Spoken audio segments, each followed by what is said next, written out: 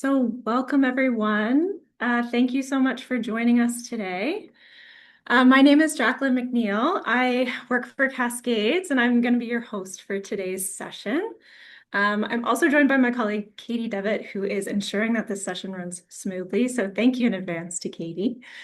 And so today we're here to talk about lessons learned from unsuccessful projects. And we're going to be discussing why reusables implementation was ultimately unsuccessful. And we're going to hear from speakers that are bringing examples from across different organizations and settings. And I'm really looking forward to the discussion today. So if there's folks joining us for the first time, this is actually our fourth session in our Reusables First Series. And I'm delighted to say that this session is being hosted in partnership with the Collaborative Center for Climate Health and Sustainable Care, based at the University of Toronto. And so without further ado, let's get started. So we have a great lineup of speakers for you today. We're joined by Elaine Chu, Brittany McGuire, and Jenny Ng, who, as I mentioned, are all bringing really diverse perspectives of implementing reusables either across or within their organizations. And we're really grateful for their time and for the insights that they're going to be sharing today. And I'm going to introduce you to them in just a moment. But before I do so, I wanted to just note that this session has Zoom captions available. So if you want to enable this feature, just navigate to the bottom of your screen, select the show captions, and then select your preferred language. And if you need any help kind of setting this up, please just send us a message in the chat and we can help you. So next, I'd like to begin by taking a moment to share that I'm joining from the northern shores of Lake Ontario in Toronto, which is the territory of the Huron-Wendat, the Seneca, the Mississaugas of the Credit, the Anishinaabe, the Haudenosaunee peoples. But it's also home to many other First Nation, Métis, and Inuit peoples today, with over 70,000 Indigenous people both living and working in the city. And so today I wanted to bring your attention to the Dish with One Spoon Wampum Belt Covenant, which is a pre-colonial treaty, and it was an agreement between the Anishinaabe and the Haudenosaunee peoples. And my understanding is that the the purple in the center represents the dish, is the dish and represents the land, while the white rose represent peace and plentifulness. And then the white in the center of the purple represents a beaver, but it also signifies that the dish should never be empty. And so what I understand from this is that there's a collective responsibility and sharing to only take what is needed and to do so in a peaceful and respectful way. And so I know that we're all joining from different parts of the country, but as people who live on these lands, as treaty people, as people who are invested in environmental sustainability and planetary health, I think it's important that we all learn about the history, the people, and the treaties of the land that we call home. And I just wanted to take a brief moment to talk about why we're here today. So if you're joining us for the first time, this series has come out of the Reusables First Approach in Healthcare Playbook, which we developed in partnership with Vancouver Coastal Health. And it really pulls from their experience of implementing a reusables first approach as part of a broader move to a sustainable procurement program. And so although the Reusables Playbook really pulls from that procurement perspective, we have attempted to present a lot of different practical case examples and recommended actions that are relevant to a variety of people in different settings and roles. And so this series really attempts to kind of explore some of the broader themes within the playbook and to highlight some of the work and the people behind the work that are included in there. So in particular, today, our discussion really relates to the how section of the playbook, where we go over strategies for change. And so here we go into detail about strengthening reuse systems, both internally and externally. We talk about learning by doing, where we outline tips for how to initiate a reusables pilot or trial. And we also talk about driving change through demand and focus in on collaboration and making change for policy change. And so today our speakers are going to touch on points from across these different strategy areas. And so now it's my pleasure to introduce our panelists for today. And I just want to note that their full bios are available on our website. But I'm just going to do a brief introduction now so that we can move into the presentations. So our first speaker is Elaine Chu. She is a registered dietitian and is the Director of Food Service Transformation and Strategic Projects at Fraser Health Authority in BC. Next, I'm pleased to welcome Brittany McGuire. She serves as the Managing Director for the Collaborative Center for Climate, Health, and Sustainable Care based at the University of Toronto. And last but not least, we have Jenny Ng, who serves as the Manager of Quality and Patient Safety, and also the co-chair of the President's Environmental Sustainability and Greening Task Force at Sunnybrook Health Sciences Center. So I'm so glad that you could all join us today, and I'm really looking forward to hearing your insights. And with that, I'll pass it over to Elaine. Thank you so much, Jacyln, and welcome everyone. So happy to know that you are there together with us. And Jacyln, a very beautiful land acknowledgement that you have shared with us. Thank you so much. So I'm going to share my screen and go from there.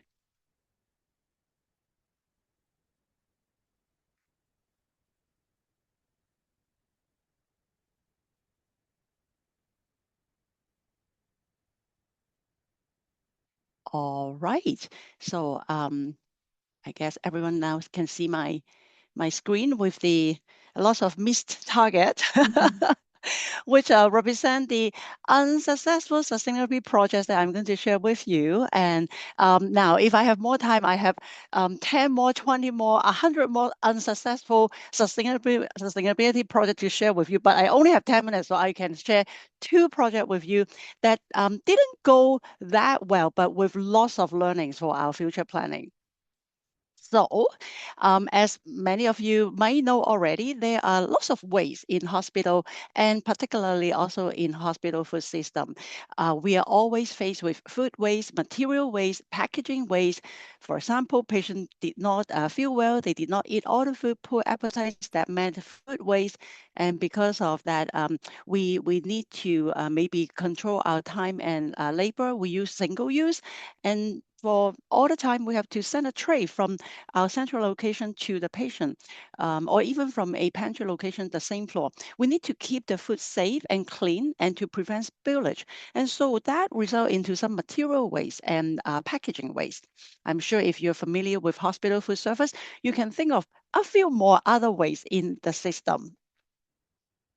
And so a few years ago, I had the opportunity to look at one of the waste, which is the disposable waste in the hospital, and particularly looking at the single-use spoons, the plastic spoons that we stock on the hospital unit kitchen, the little kitchens, and for maybe medication use or for snacks use, any of the use that is to be used on the unit. And so every day we stock these plastic spoons on the unit for those use to be used. And the unit staff, they also bring in their own plastic spoons for any of the other use that they can think of, while the patient on the unit with the staff need to use it for medication, snacks, or the staff need to mix their own coffee with the spoon. So those are the reasons for that spoons on the units. So with that, I was thinking, okay, well, it looks small, but a spoon is a spoon. If we could reduce one small spoon going down to the landfill, that is one less spoon going down to the landfill. And so that initiated this title of our project, which is called One Less Spoon. So 4 North is the unit that I collaborated with the clinical manager and to look at let's switch that plastic single-use spoon to a metal spoons. And so we work out the process. As you can see from the poster, the objective is to reduce the single-use waste and also to partner with nursing staff, a partnership between nursing staff and food service staff to achieve that sustainability results. And so there's a process that we plan out how the clean metal spoon will be stocked on the unit and how the soil spoons will be collected from the unit and brought back to food service to be washed and keep that cycle going. And so this started, I would say, sometime in April of 2021. Initially, everything was quite good, but it didn't take too long before the project actually veered off. And then in no time, on the unit, it became all plastic disposable. The metal spoon did not go back. And so when I had the opportunity to reflect on what went wrong, so here are a few things that we thought that okay, that didn't go well, and that we can learn from for our next future planning. So first of all, it didn't seem like we had a good consistency of how that soil spoon returned back to food service. Um, so some of the nursing staff, they commented that after they use that spoon with the patient, what to do. They're now holding a soil spoon. Now, in the past, with the single use, they will just find a garbage uh, bin and then drop it there, and then that's it. They can move on to their next task. But now they have a soiled metal spoon in their hand that they have to physically go to a location to drop it off before they can move on to their next task. So that became something that they have to now plan to deal with this metal spoon. And imagine in one bedroom, they have 4 patients together. So they have to think about that logistic 4 times now before they move on to their next task.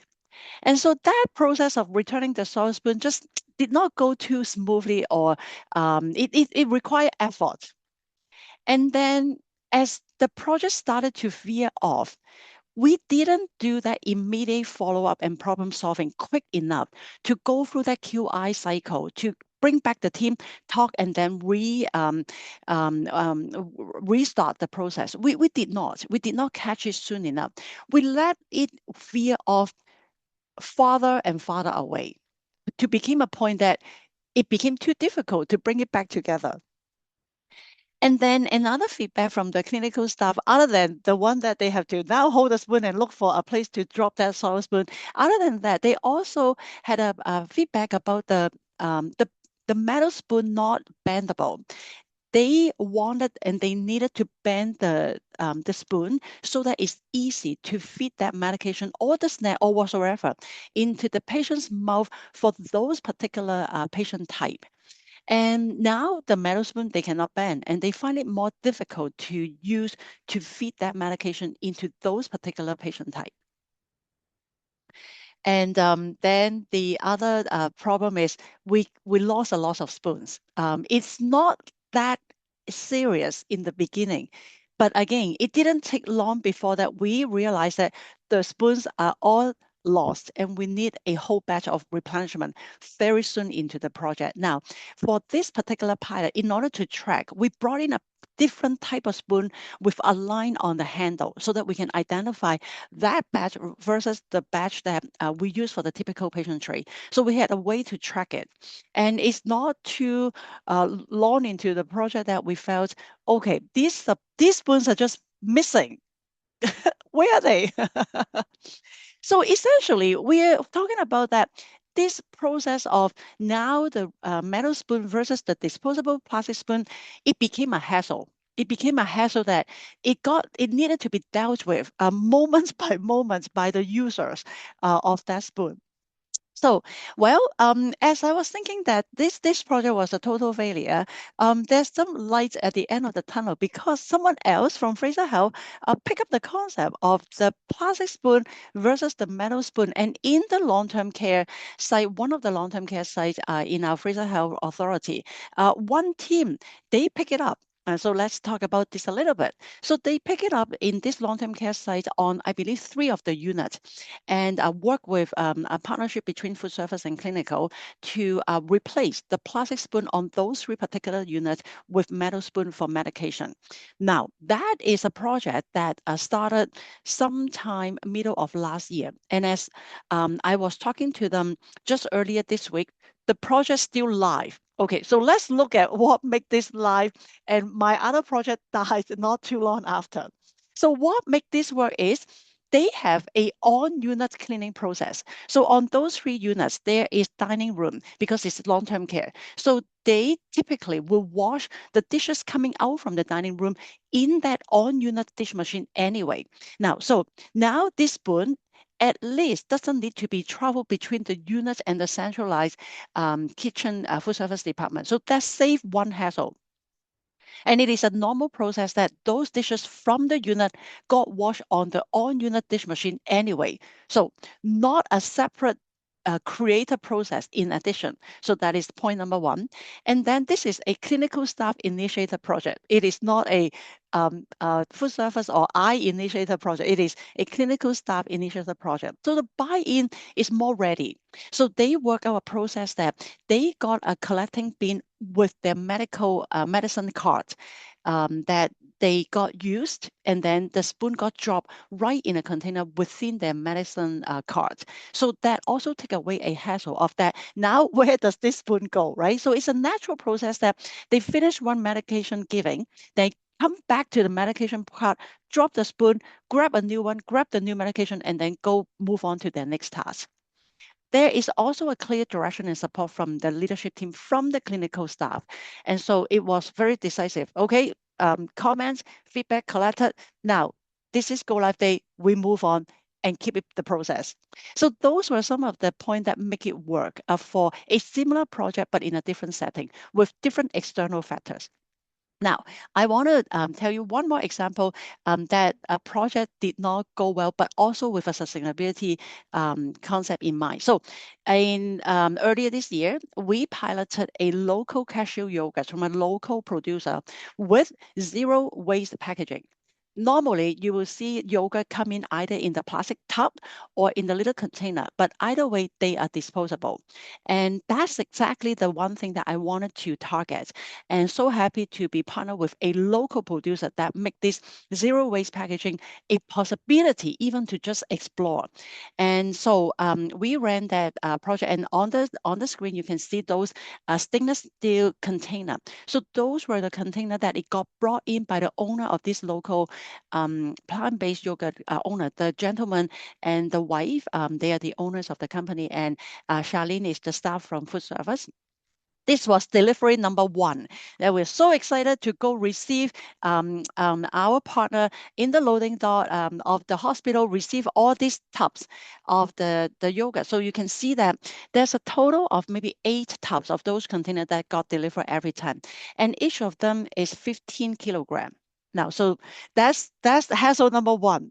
That's the process involved in this receiving of the product, and they're quite heavy. But we are very excited in the beginning. We thought this is a way for us to look at a new future of bringing in food item into the food service department without packaging. Because even at home, if you cook one meal, you know how much plastic packages that you take off from the actual food that you need to dispose after. And then all the staff were very excited. They thought, oh, this stainless steel container was so shiny, so pretty. And so they were happy just portioning it out from it. Now, not too long after that, it became such a hassle for the staff to have to go deal with this container every twice a week with the delivery. And they are heavy, they're not easy to carry. And then what is actually more critical is because of the containers being open that is not sealed, we compromise freshness and shelf life of the product, of the yogurt. Normally, yogurt lasts long because they are also usually kept in sealed container. But this time, with the open container, although of course with the lid, but it is not sealed, it's not packaged, vacuum sealed. We lost a lot of the freshness and shelf life at the end, that we had to throw out the yogurt. And then there's the added logistic on distribution and handling of the product, because this is a one-off of the delivery that come into our site, not through our regular food distributor. Every time they have to get in, they have to wheel it to our department. We have to find a way to receive it outside of our normal receiving logistic of the normal distributors trucks. and then the handling of the product as well. So I mentioned that each tub is 15 kilograms. It's quite heavy to move them from A to B, to open it up to portion and this and that. And then, so with that, there's the added human resources to manage the process. Even just the portioning itself is different from how the staff are so used to over the year. Go to the fridge, grab the little container of the yogurt, break the cardboard, and then serve the container on the line. And so at the end, guess what? Again, it became a hassle. So essentially, when you think about disposable, the selling point is that it's convenient. It's no hassle, right? You use it, you throw away, that's it, you move on. So when we deal with this switch from disposable to reusable, to deal with that hassle that come along with that switch, to me is the biggest lesson learned. And I would say would be the critical success factor, that we have to remove that hassle for everyone involved in the process. Now, so as I said, if I have more time, I have many more unsuccessful projects to share with you. But now that's all the failed project I can share with you with the time. I'm going to pass it to Brittany. Thanks so much, Elaine. Just let me get my slides up here. 1 second. Can you see and hear me okay, everybody? Great, perfect. So happy to be here today to talk about some other failed projects on reusables and hopefully gain some lessons learned for the audience here and in our discussion. So I'm going to be talking about the Toronto Academic Health Science Network, which is, or TASN. I'm going to use that acronym a lot, which is the 14 academic hospitals affiliated with the University of Toronto. And I'll go through that in more detail in a second, and our collaborative reusable textiles pilot. Oh, let's see if I can change slide here. There we go.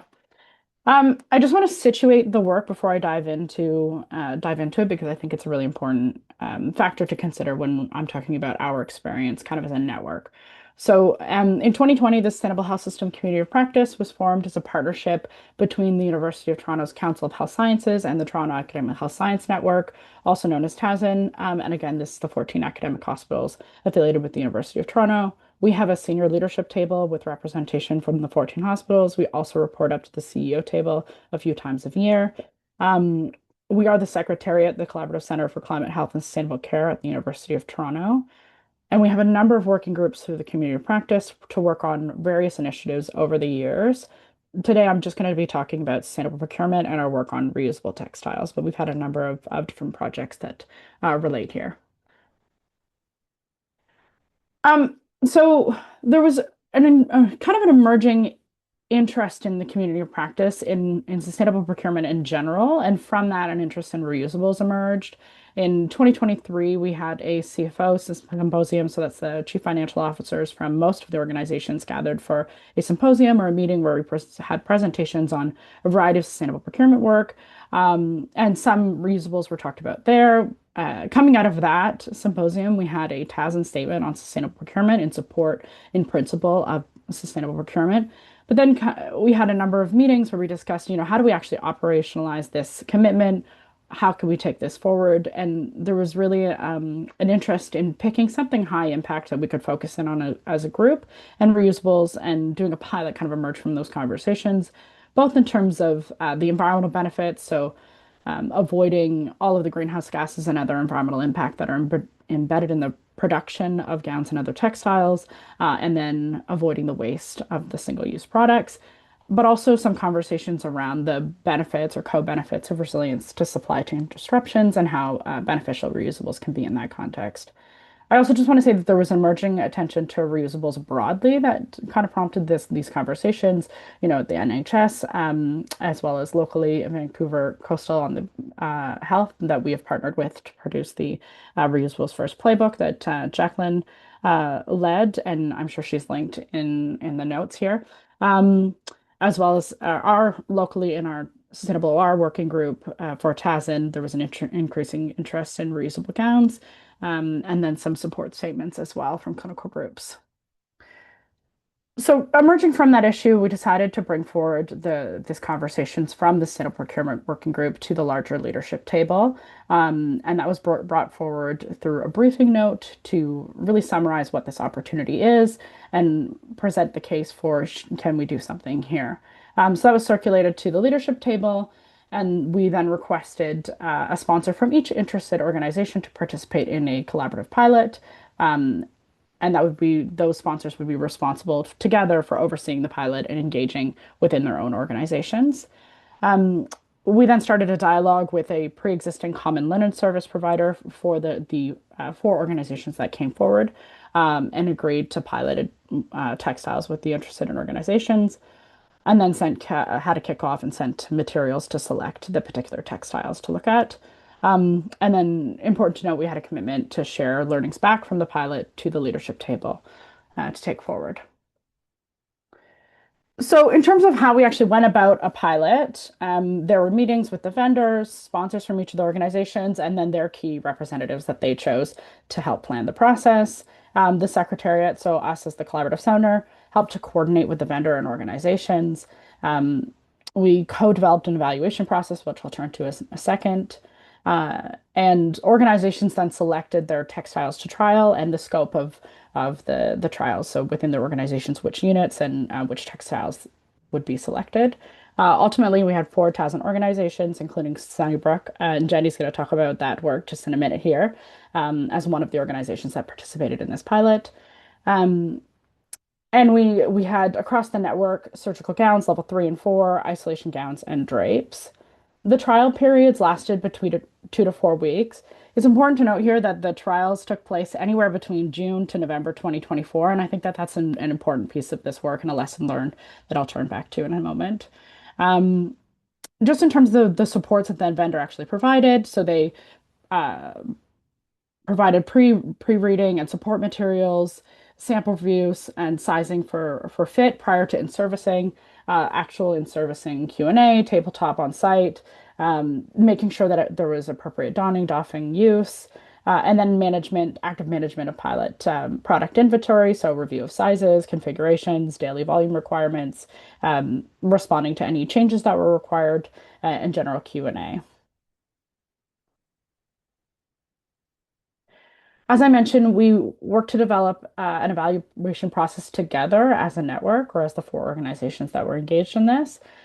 We came up with experience surveys, three different ones actually, so that we could target the different groups that were engaged in the process and get a sense of how things were going on the clinical side, as well as in terms of logistics, delivery, storage, collection, as well as the administration, particularly with the sponsors and the other key management involved. How was the change management process? What were the barriers? How did the pilot go? So to capture those three different kind of sectors that we identified of stakeholders.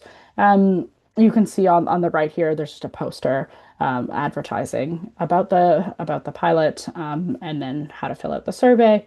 Um, we decided to do cost analysis with the vendor at the end of the pilot, and that was an intentional decision to try to prioritize other aspects of the evaluation, so clinical, logistical, administration, and sustainability over just cost. But ultimately, that ended up being a bit of a challenge that I will come back to shortly. So I've just got a couple slides here to kind of give some high level results of the pilot. There was a lot of clinical support for transition with some very specific feedback provided. Again, this is from across the four organizations. So mostly a lot of positive support, as well as, some comments that we got is maybe it's slightly less comfortable, but overall really supportive because they believe in supporting planetary health and sustainability. So overall, we saw a lot of support. There were a couple of things that came up at one of the organizations. Their previous use of pit kits, they had a paper tag attached to the tie, which supported the ability to don the gown. They implemented a new workaround, so it actually didn't end up being an issue. But so there's some of these things that you had to trial to figure out. And then just the way that they were packed wasn't ideal. And so that feedback was provided immediately, and the vendor changed the way that they were packed. The thing that was not be able to be addressed is that there was an interest in longer gowns for orthopedic cases. We brought this forward on behalf of the organizations to the vendor, but this change is infeasible at this time due to supply chain reasons. Um, and that ends up being an important piece in the results of this pilot.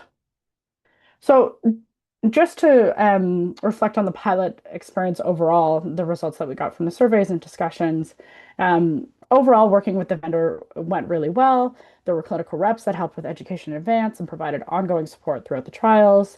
There was testing of sizing ahead of trial and flexibility with changing sizing orders on the go.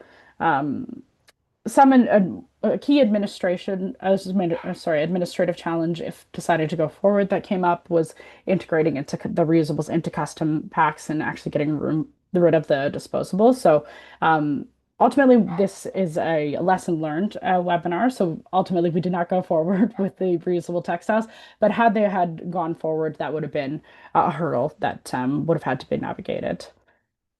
Overall, there was a lot of positive experience and support for transitioning to reusables, but ultimately it did not advance due to cost. And I also think that the delays and loss of momentum contributed to this. As you saw on the previous slide, the trials ran a long time frame, and I think the network thought it would go a lot quicker. And so some of those time constraints, I think, made us miss some critical windows of opportunity.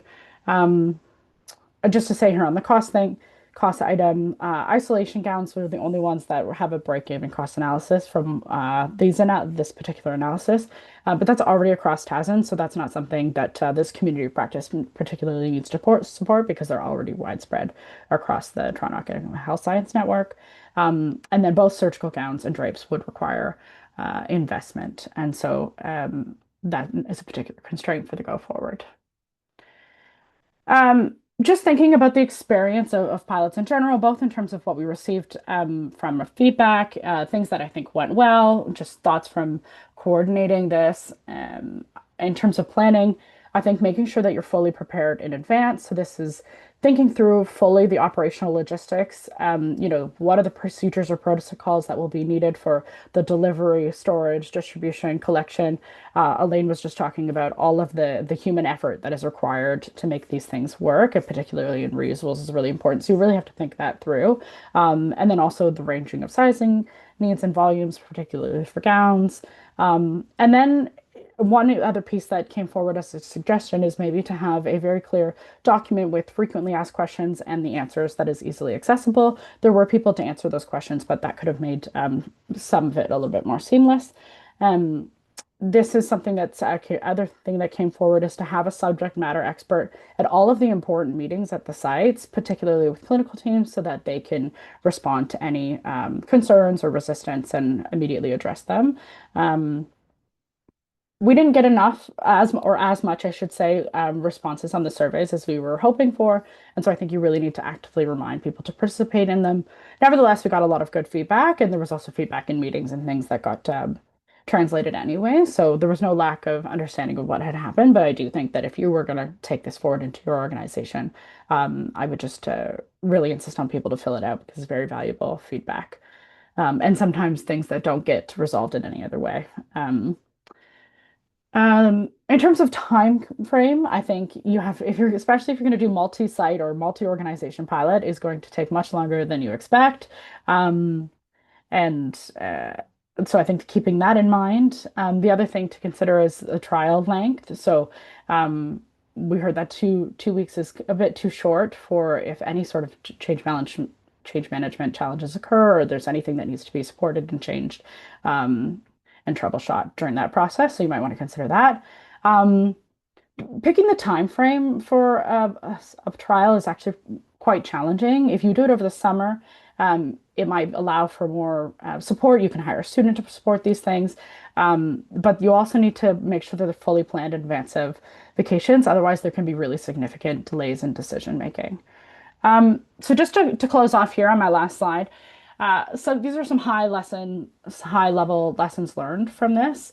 I think, and the way that I've got laid it out here is three kind of intended benefits and then the lessons learned. So the first one here, we intended that there would be a big benefit from collaborating. So if one organization is willing to sponsor and lead, then others would join. And we've kind of experienced this through the community of practice on other initiatives as well.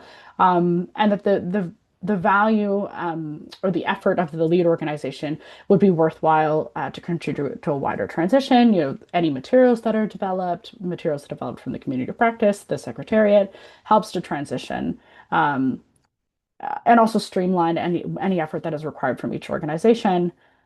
What we experienced during this particular pilot is that although this collaboration streamlined some things, the evaluation was developed together, et cetera, there was a lot of slowed down momentum because some organizations were moving slower than others. And I think, different organizations have different kind of critical windows of opportunities or momentum or moments where changes can happen. And so coordinating about multiple different corporations can be a real challenge. And I think we missed some critical windows of opportunity in some, and factors just changed over the long time frame. So leadership, priorities of organizations, budgets, external factors. The economy that we're in is different now than it was when we started, and other conditions. So I think Jenny will talk a little bit more about some of those things.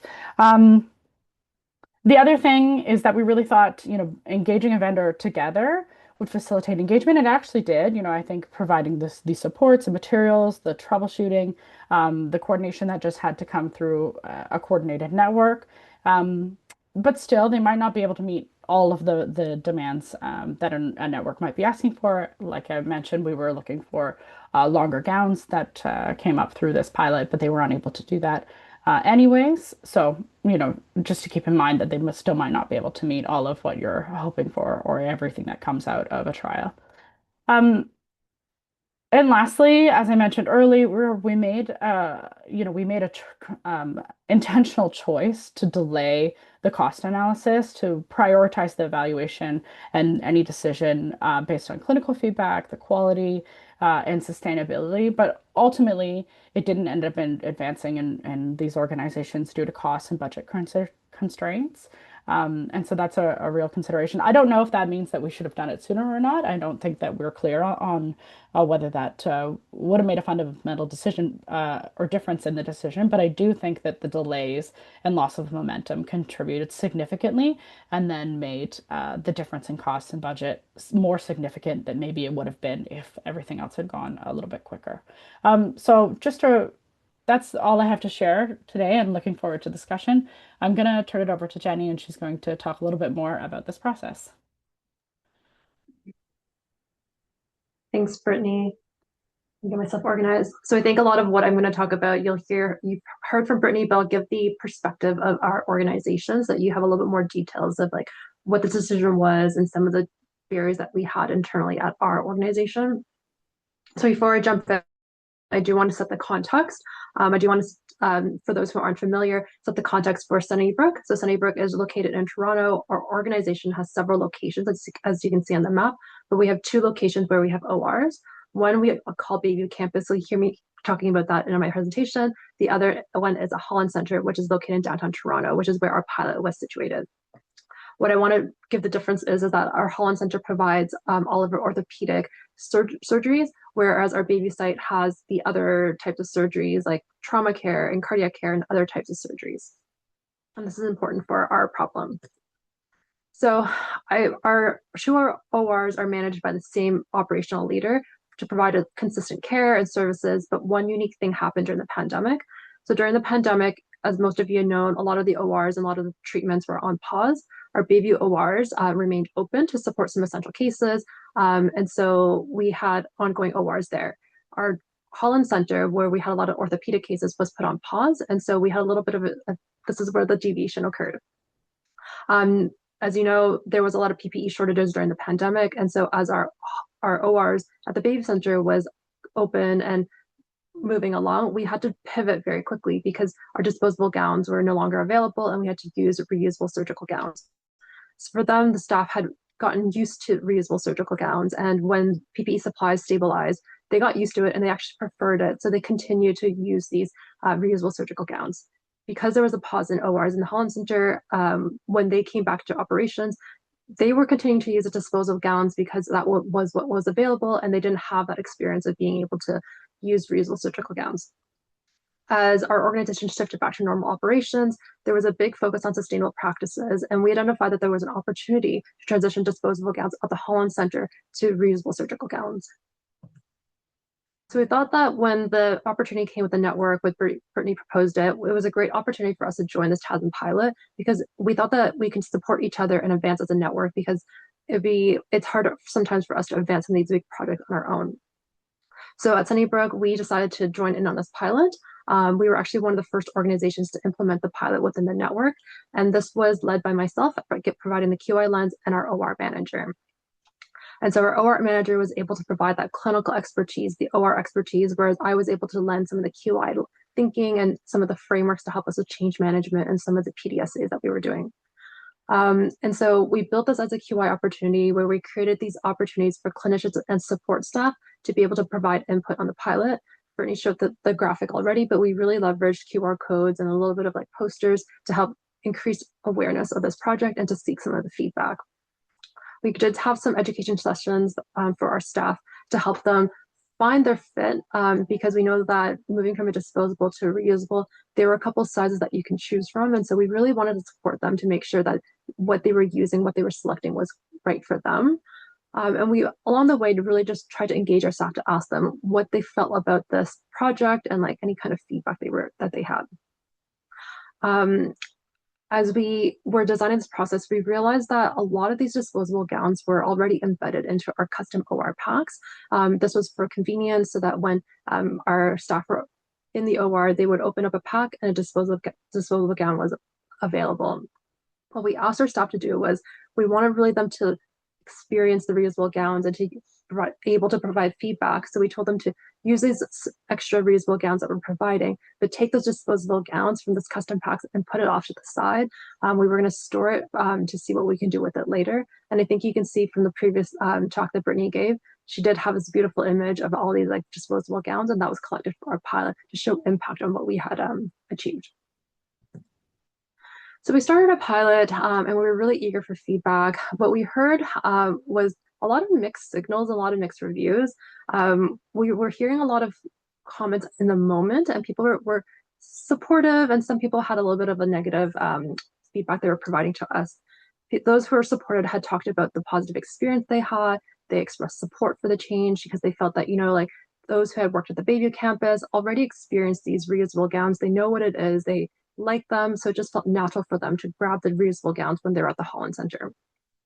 We started hearing a lot from the orthopedic surgeons that there was concerns about the fit of the gowns and a little bit of the comfort.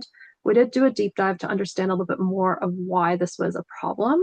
And we heard that it was because of the type of surgery that they do. There's quite a lot of water that's splashing around, and they need that extra length to protect themselves from the splashing. What was a really interesting learning was that we, like Brittany had said, we didn't get that much feedback on the surveys, and really required us to go out to the staff, to talk to them and encourage them to fill out the surveys. And with a little bit of a signal as maybe that QR code wasn't the best method to collect some of that input. We felt we got so many stories from staff in the moment, but it was really hard for us to document because they were just stories and anecdotes that we heard along the way. And so I found that it was a balance when we were trying to seek the feedback to see like how much of the positive and how much of the negatives that we were actually collecting. Brittany had already talked about how we had talked to the vendors to see if we were able to add the extra length to our gowns, and it wasn't possible. But I think this is a really important point because that really ultimately didn't meet the needs of our customers or the needs of our people. So we talked a little bit about the feedback, but I did want to show the data. And so as part of the QR code, we did ask them how supportive they were in switching from disposables towards reusables. And this was actually a little bit of a surprise for us. It was somewhat of a surprise. We were hearing the negative comments from some of our staff, but we're also hearing these like mixed reviews of people really wanting them, supporting the change. And so when we saw this data, it was surprising for us because we saw that quite a lot of people were somewhat supportive, but there's also a significant amount of people who were very unsupportive of this change. And so for us, it made us reflect on our process and why we were making this change to begin with. So moving on to key challenge, I think one of the biggest things I talked about and I already mentioned is the meeting the needs of our clients or our staff. We were unable to find the gowns that met their needs. And so without having a good solution to meet their needs, we really couldn't adopt a suboptimal product for them, and it wouldn't have been a great project. We talked about the long pilot. We were the first to go, and Brittany had said the last, I think the network ended in November 2024. It was really long, and by the time we got to the end and we were doing evaluations, a lot of our staff had forgotten that we had done this pilot, and it was really hard to re-engage them in some of the discussions. And because it was so long, our manager, who I co-partnered with to lead this project, actually retired. And so we lost that momentum and we lost that champion to really help us push this through. And ultimately, cost was a huge barrier for our operations. So our project did not advance. So looking back, I had a lot of reflections on this. Like I said, we used a QI approach to advance this project. We tried to set it up so we had a PDSA approach. We used feedback to support change management. But where I really think things went wrong was the financial analysis. We did this at the end of the project, and we really should have done it at the beginning of the project to get that buy-in to see, is this even a feasible project? I think in QI, what we talk about often is not all change leads to improvement. And it's really resonated for me as I was reflecting on this case for this presentation, because not all the learnings that, because what was important for this project was the learning so that we can continue to advance and see what we can do differently for the next project. I will end on my lessons learned. So what I think is the root of these, what I think is the root of the unsuccessful project was not having a business plan or cost analysis from the start. I think endorsement is key. We did have buy-in from our leadership, but I think if we were able to engage our finance members, our finance partners, our operational directors in some of this early work, it would have been a lot more successful. I think, again, meeting the needs of our staff was really important. Having proper fits is essential for engagement and for change. And I think the network approach was a really great idea. But I think going forward, what we really need to do is streamlining the project so that we're all aligned and that we reduce that length of the project just to keep that momentum going. So maybe I'll end on a light-hearted note. I think we all thought it was going to be very easy for us to get to a reusable state, but along the way, in reality, it wasn't so. But I think we learned a lot of things, and we hit a lot of resistance and barriers. But I think that's all part of learnings, and I'm hoping that through this panel, we're able to share some of these insights and some learning so that as you move forward with your journey for more sustainable practices, you can learn from us and move beyond the pitfalls that we had experienced. So I'll stop there and maybe pass it back on to Jacyln. Well said, Jenny. That is definitely the goal of this session today, for the insights and the lessons learned that you have all very kindly and openly shared today, so that the folks on the call and whoever watches this in the future can learn from those, and hopefully it will help ensure success for their own reusable pilots. So I just want to say thank you so much to all of our speakers. I thought all of your presentations were excellent, and very insightful. Elaine, I especially loved your remove the hassle comment. I thought that was really just a really nice way to phrase it. So I'm going to start with a question for all of you, and hopefully as I kick things off, folks will continue to add some questions in the chat. But one thing that, as I was listening to all your presentations, the things that kind of really stuck out to me was this importance of timing, of momentum, and like getting buy-in, and how I loved, Brittany, the way you phrased it, like critical windows of opportunity were missed and how that really seemed to kind of impact the success. So I'm wondering if you could all maybe comment on the importance of engaging those different stakeholders kind of throughout the process. And maybe, now having reflected on your lessons learned, what strategies you would suggest to others for securing but maintaining that buy-in to those different groups, like operational, clinical, and leadership teams. Who'd like to start us off? I know that was kind of a lot of questions in one. Go ahead, Brittany. Oh, Go sorry, ahead. Elaine, go Oh, ahead. oh, no, no, no. Go ahead, Brittany. Okay, thanks so much, both of you.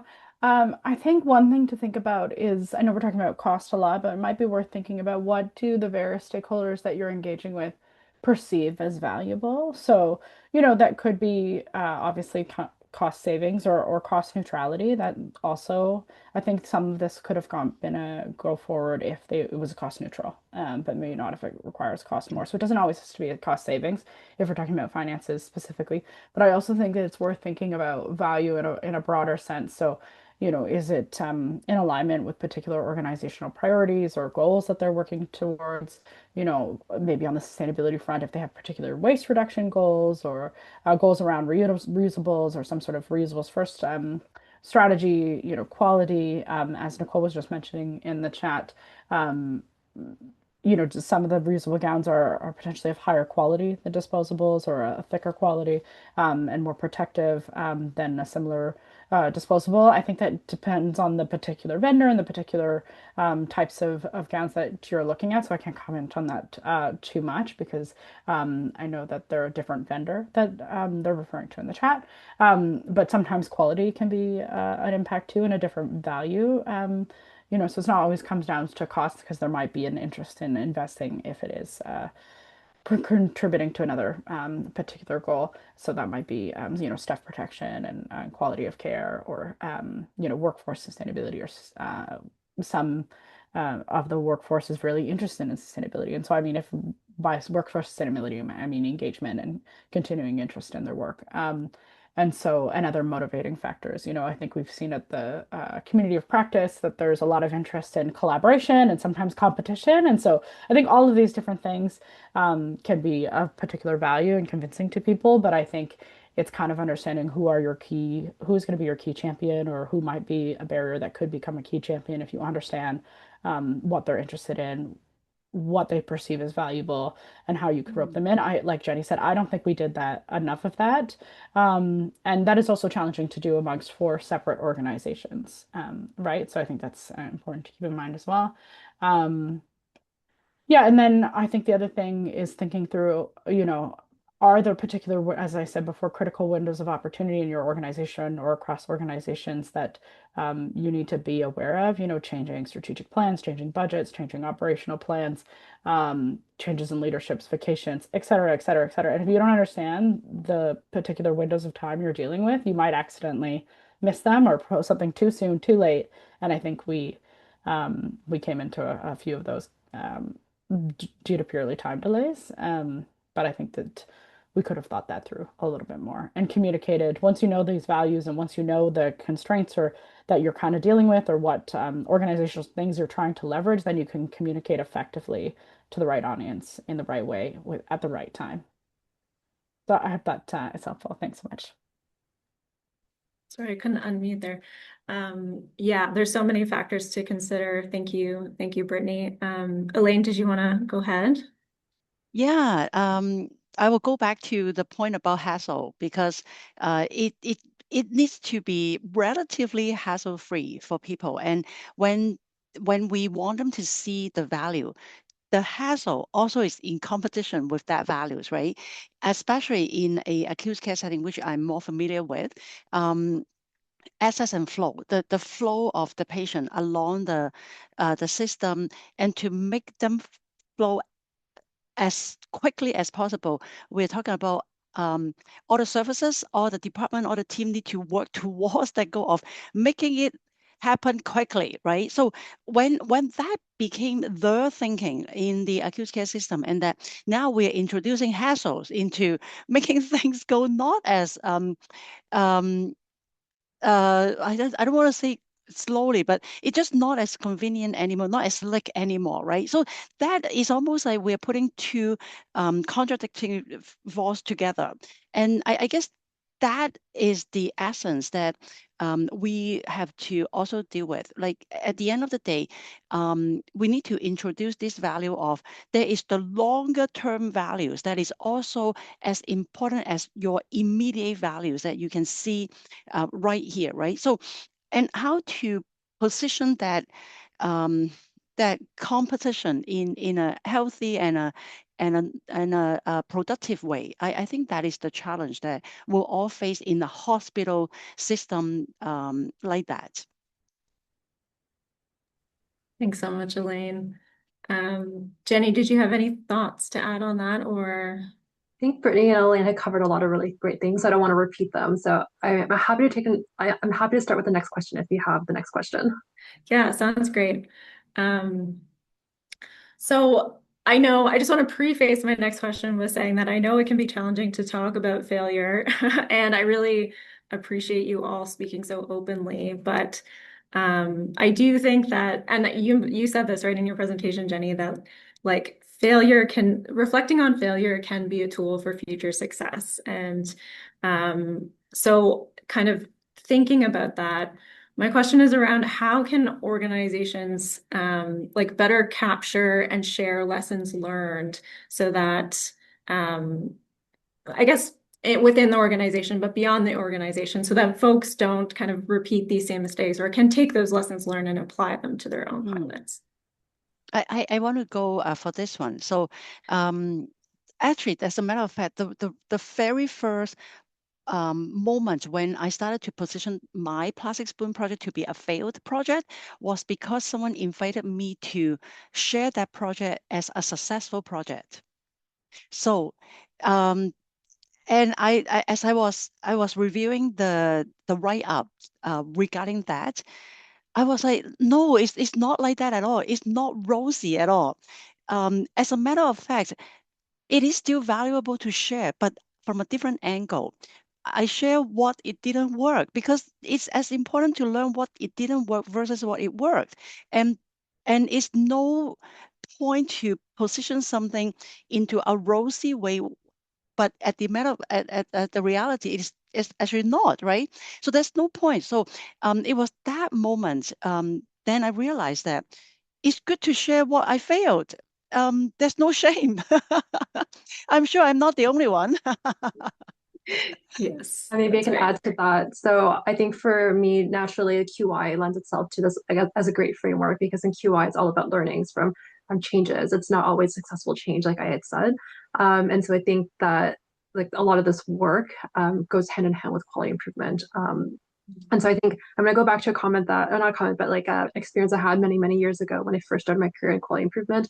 There used to be a whole conference on just like failed QI.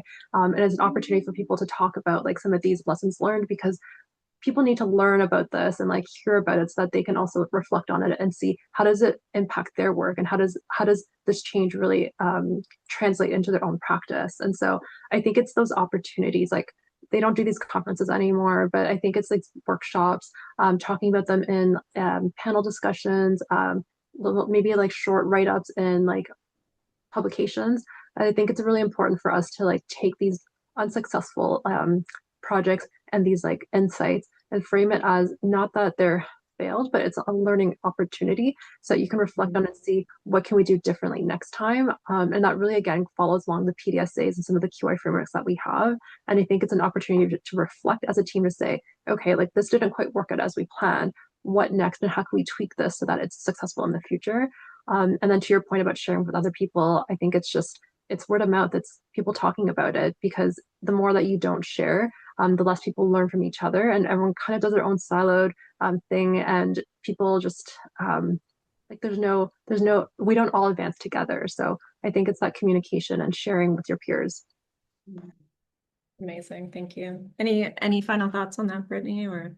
Yeah, I just want to say that I agree with everything that's been said. I think that there was, after this project and a lot of effort and, not only by us as the Secretariat, but by Jenny and all the other organizations that were involved. I think not seeing going forward was kind of just a frustrating experience. And I think kind of a feeling of, wasted effort and all of that. And so I think that there's maybe natural reaction to being like, I don't want to talk about this anymore, and let's just move on and try something else, and let's not go down that path anymore. But I think that actually, even preparing for this, I think Jenny and I have had some interesting conversations, and I think some lessons gleaned that if we're going to do something similar for this community practice or other work, are really valuable. So I do think that there's something to be learned there, and from this whole experience of just sharing on it, because I think there's probably so many failed projects out there that nobody talks about.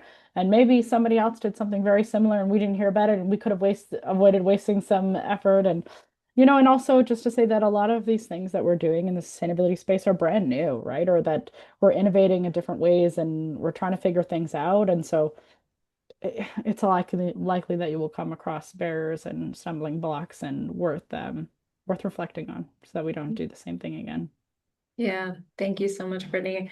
And just to say, Cascades, if you have a failed project and you feel brave enough to share it, Cascades can definitely help you spread the word, and we'd love to in a positive and reflective lessons learned way.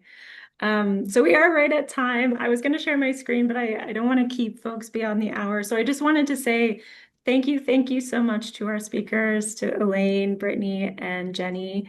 Really appreciate you sharing. And I want to thank Katie for helping make this event happen. A thank you to the Collaborative Center for Climate Health and Sustainable Care for partnering with us on this session. And thank you to all of you. Thank you for coming. Thank you for sharing your questions and thoughts in the chat. We really appreciate you joining in the discussion. And stay tuned for our next Reusables First webinar. We're thinking of doing a few more in the new year. And if you have any ideas around topics we should explore, please do let us know. Thanks so much, everyone. Have a great rest of your day.